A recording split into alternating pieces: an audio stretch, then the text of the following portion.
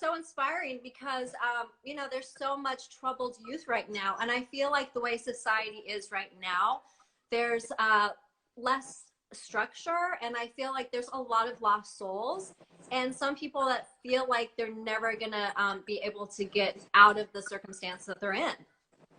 Absolutely. I couldn't agree more. I mean, not just the youth. I mean, society as a whole.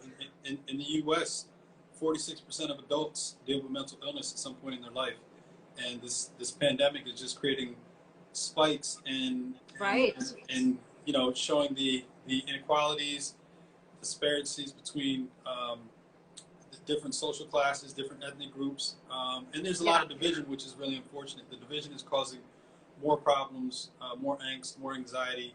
And that those bad feelings and those sentiment turns into anger, and that carries over into creating other issues that created a downward spiral. So we really need to be proactive and vigilant about having a positive outlook and not being so, I love that, you know, offended easily by other people, because we're all going through something. So we need to, you know, kind of have a little bit more compassion and understanding.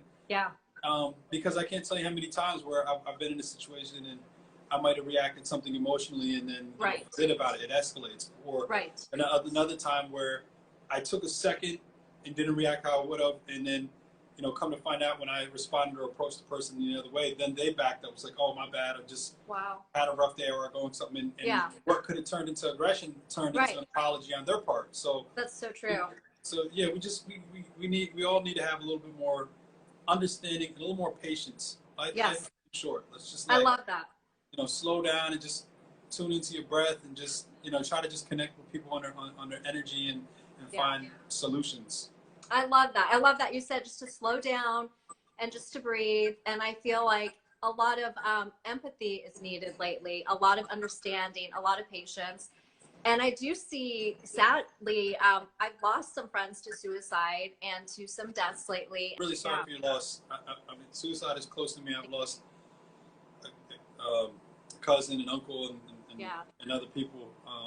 So it's something that affects everyone. It doesn't matter if you come from poverty or adversity or privilege. It impacts everyone. It doesn't matter how rich and famous you are. You know, we've had famous comedians, famous fashion designers, famous musicians. It touches every community, right? There's some problems that we can argue about how to, you know, who it impacts and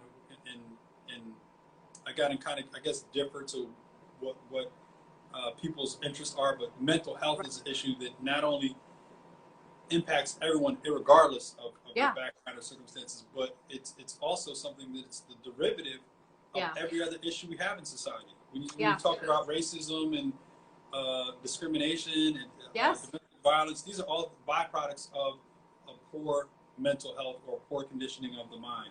Yes, that is so true.